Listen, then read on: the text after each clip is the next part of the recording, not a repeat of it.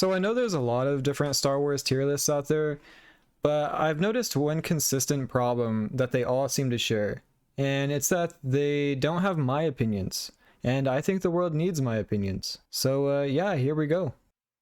All right, starting out, we've got Episode 4, A New Hope, the very first Star Wars movie.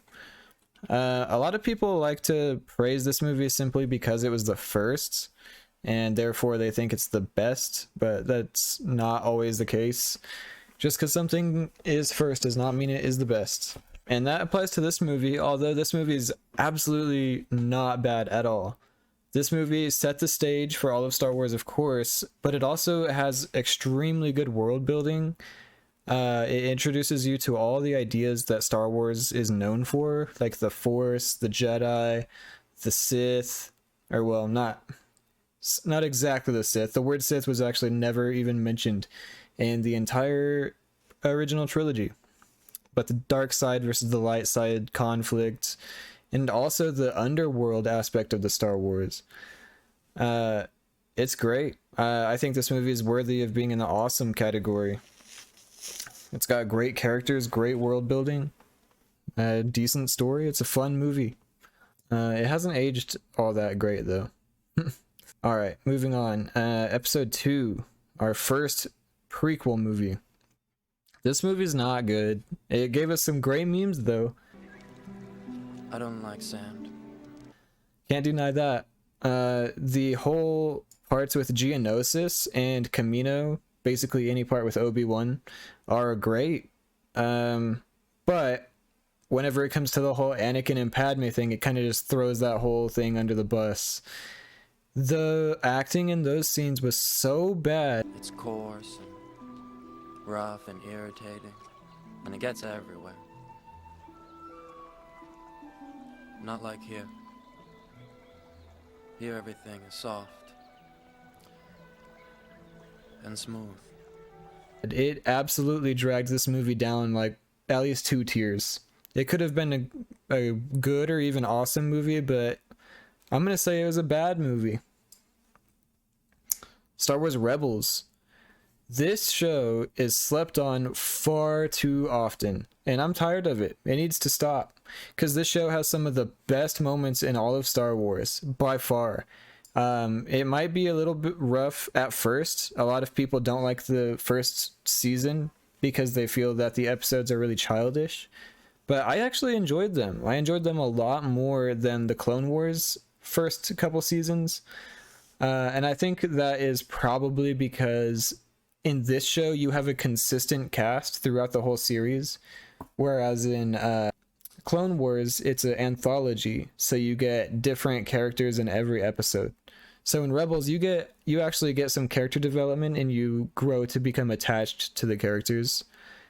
But once you get about halfway through the series, oh boy, it picks up big time and you get some very, very, very high highs. You get fantastic characters, some fantastic moments that are just absolutely iconic to me when I think of Star Wars. This show is worthy of being in the awesome category, without a doubt. Although it could change, it could move to good. Depends. If we have too many awesomes, that just cannot stand. Star Wars Resistance. I'm gonna be honest, I haven't watched this. I've watched a lot of reviews of it, and I know what happens in the series, and it doesn't seem to have a big impact. Not to say that it has to, but it doesn't seem to really be relevant to the story of Star Wars or bring anything to the table. It might be a fun show. Maybe it's just for younger people. That's kind of what I've always heard. But I have no interest in watching it, really. It has nothing to offer. Return of the Jedi. This is another movie that from the original trilogy, obviously it's praised very highly because it's in the original trilogy, but at the same time it is heavily criticized because of the Ewoks, and I think that is one of the dumbest criticisms you can have. Like, people always say, oh, I don't like the Ewoks because they were just brought into the series to sell toys. Well, that's always been Star Wars. Star Wars at its core is a family, and by extension, a kids franchise. That's just how it is. Who cares that they're cute and fluffy? They're badass. They fucking took out the Empire all on their own with sticks and bows and arrows. Obviously, a lot of people don't like that. It is a little goofy, but it's not worth criticizing the entire movie over and saying that it's a bad movie, because it's absolutely not. This movie has some of the best moments in all of Star Wars, especially towards the end with Luke and Vader. The whole Vader redemption story is concluded in this movie, and it's fantastic. One of my favorite scenes is that at the very end, whenever he removes his mask. That was awesome. Yeah, this movie is definitely awesome. Now, moving on to episode 3 from the prequels. Oh boy, this movie is fucking great. This is my favorite Star Wars movie in the entire franchise, without a doubt. This is an automatic S tier for me. And maybe I just have a lot of nostalgia connected to it, but I think this movie gets criticized just because it's a prequel and the 2 movies before it weren't the best. And I don't think that's fair. I think anybody who criticizes this movie for being a prequel needs to watch it again and reevaluate it, because it's great. Like I said about these other movies, this has some of the best moments in all of Star Wars. That Anakin and Obi-Wan fight towards the end, so fucking good. That's easily the best lightsaber duel in all of Star Wars. And just the this movie really conveys the tragedy of Darth Vader and Anakin Skywalker. And I love this movie. I always will. Don't care what you say. Moving on. Rogue One. This movie, when I first watched it, I thought it was good, but it didn't really strike me in the same way that movies like Revenge of the Sith did. But upon re-watching it, I really, really adore this movie. This is one of my favorites, for sure. It brings a lot of context to A New Hope. It really conveys the sacrifice that it took the rebels to get the Death Star plans. It adds a lot of weight to the whole Death Star conflict. And it also introduces a lot of really good characters, I think. Some people think they didn't have enough development, and that might be fair. But I liked them, all of them. And towards the end, spoiler alert, when they all die, it really hit me hard. Like, I felt it big time. And it takes a lot for a movie to do that. So I'm going to put this one in S tier. For me, I can understand people thinking it should be lower down here. Solo, this movie is not that great. It's a fun adventure movie. That's what I always tell people. If you just want to sit down and have a good time, Solo is a good one for that. But it doesn't add a whole lot to Star Wars. It gives you some good context between Solo and Lando. And it is cool seeing them in their younger days. I especially liked Lando in this movie. He was really cool. But I think it was just decent. It didn't have anything all that great in it. Oh god. Okay, Clone Wars, the movie, not the series. This movie's bad. This movie is literally just a long version of one of the early episodes of the Clone Wars series, which just feel like filler. It's very childish. They did introduce Ahsoka, but she wasn't very likable at this point. It took her a while to become the beloved character that she is now. And yeah, this movie didn't add a whole lot. But it did kickstart the Clone Wars, so I'm grateful for that, because the series is fucking great, especially towards the end. Now, to be fair, you do have to judge this as a whole. If I were judging this by just the last arc alone, this would be an automatic S tier, because that was some of, if not the best Star Wars content that we've had in the past, I don't know, 15 years. Is so good. But some of the early seasons especially are pretty rough. Like, if you're watching this show from episode 1 all the way to the last, get ready, because you're gonna have to muddle through some real shit.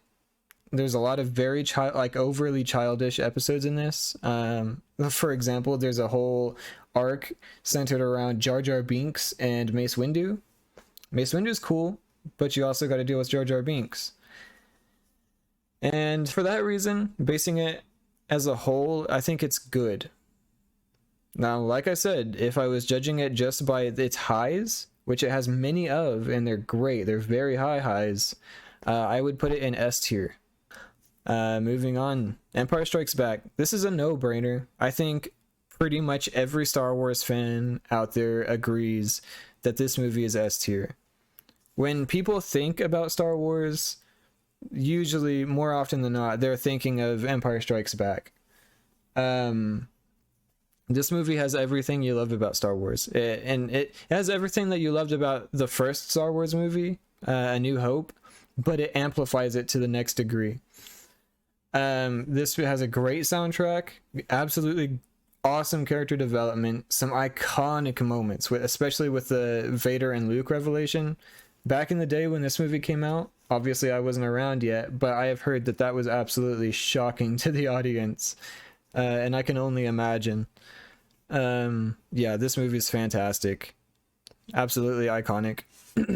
Now, the first of the sequel trilogy, The Force Awakens.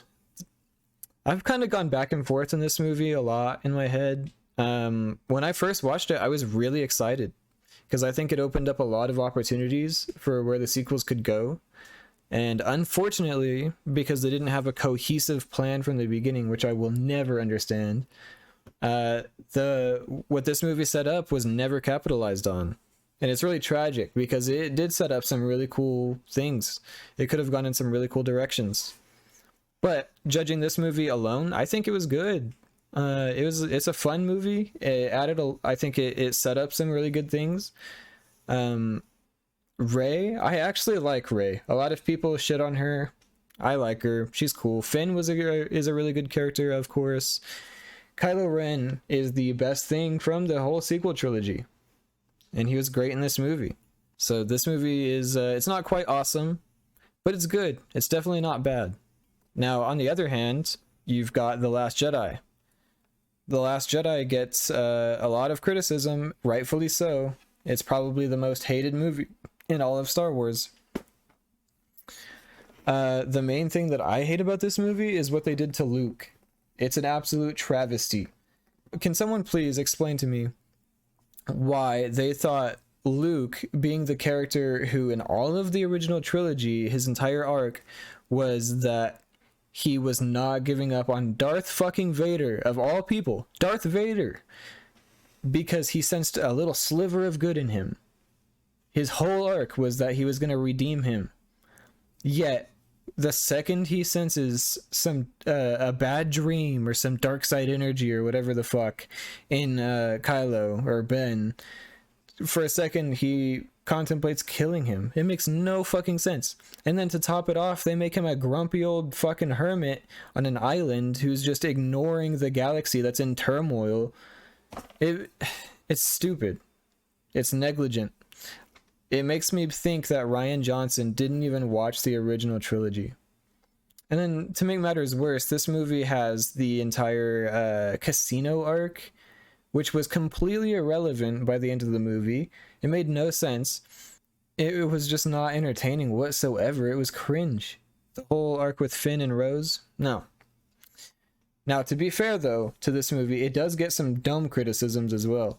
Especially when it comes to that scene with Leia, where she's this whole Superman Leia thing.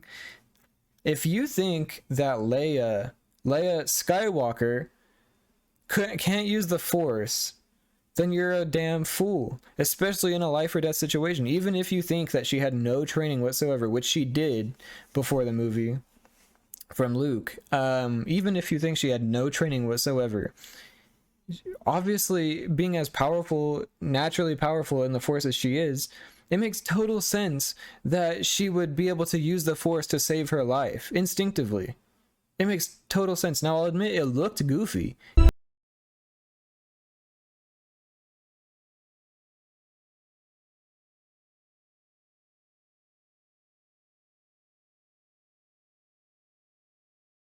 that's your criticism, then that's fair.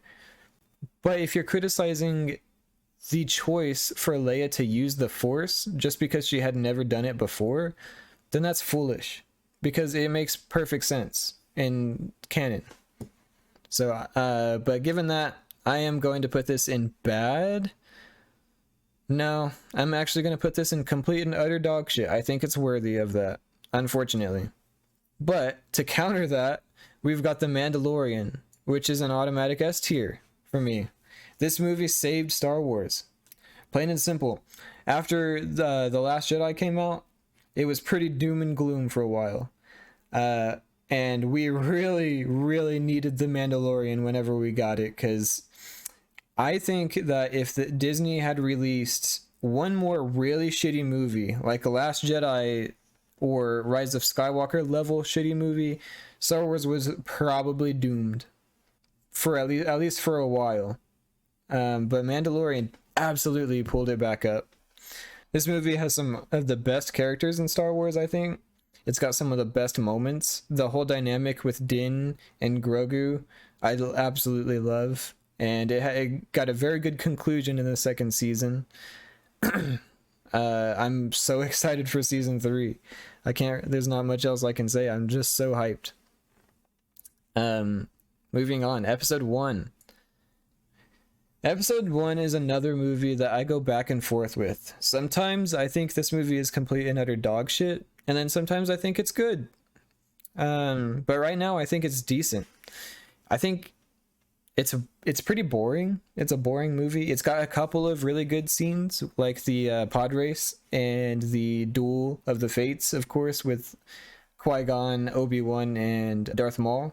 That scene's fucking awesome. And of course, Qui-Gon as a character in general is fucking awesome. And I will always be grateful for this movie for giving us that character. But as a whole, no, this movie's not very good. I think it was pretty unnecessary too. Nobody ever really talks about this, but this movie, we didn't need an entire 2.5 hour long movie about Anakin when he was just a kid. Yeah, it is important to establish Anakin, his origins, but I think the entire prequel trilogy would have benefited a lot if we had seen more of Anakin growing up throughout the years, rather than getting an entire third of it dedicated to this one small part of his life. This could have been, the intro to the movie, him getting picked up by the Jedi, and then him going off on some other adventures while training under Qui-Gon. That would have been really cool.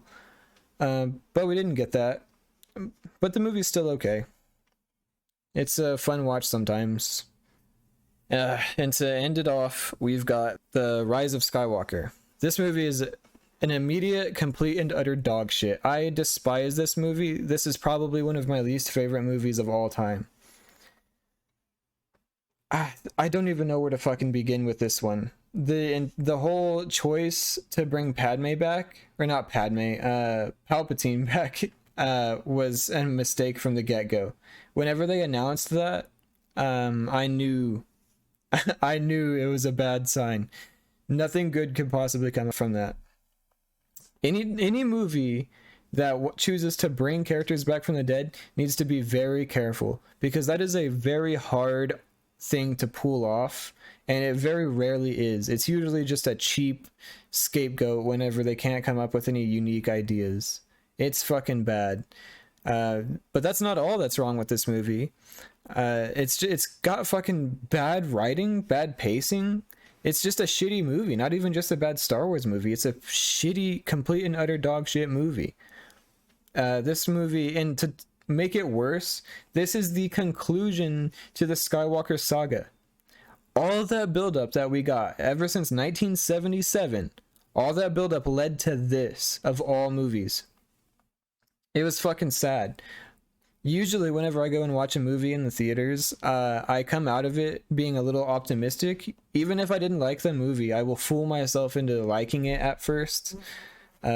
Usually I need a couple hours to digest it before I kind of really have my opinion formed. This movie, I immediately knew something was off. It was like as I'm watching this movie, every time I'm thinking, oh, please don't do that. Please don't do that. Please don't kiss Rey, for example. Damn it, they kissed Rey. God fucking damn it. Why'd you have to do that? Oh, okay. Come on, at least give us a double-bladed lightsaber for Rey. It just makes sense. Come on, just do it. Oh, okay, it's a single-bladed lightsaber. That's fine. Not a big deal. It's got moments like that just littered throughout the whole fucking movie. It was just disappointment after disappointment. There's not much else to say. This movie's just fucking bad. But anyway, I hope you guys enjoyed this. Go ahead and leave your opinions down in the comments, and also give me some constructive criticism.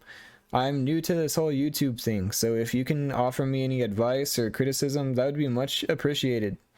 Maybe even leave a like and subscribe. Thank you. Have a good one.